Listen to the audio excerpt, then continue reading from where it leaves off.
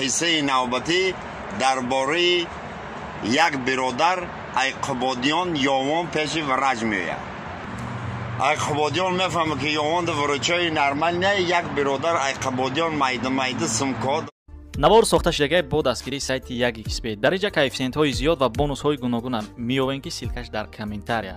ҳамчунин агар бо промокоди ёвонӣ шумо регистратсия кунед барои пардохти аввалин тон 6500 рубл бонус медиҳанд. салому алайкум ба тамоми ҳаводорони шермаҳмадҷони ёвонӣ. пешаи ҳама тани сиҳат бар шумо таманно месозам.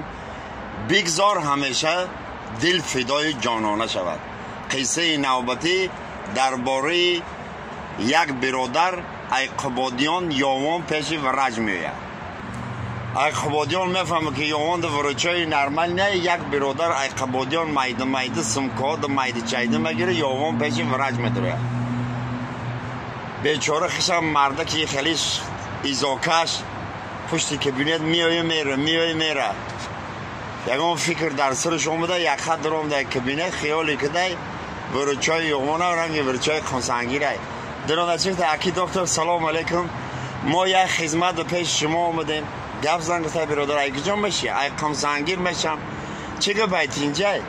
هیچ دکتر همین یک شناسی مره، همین مردینکیش کم غم میتیه دکتر همون رو چه کنیم؟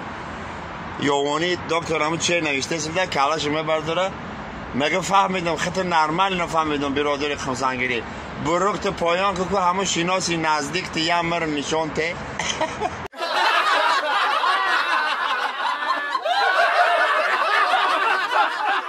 من این لحظه ها دویدن در مسافه 30 متر با همراهی تیموخه دویدن. تیموخه راست دوان تری پیخلی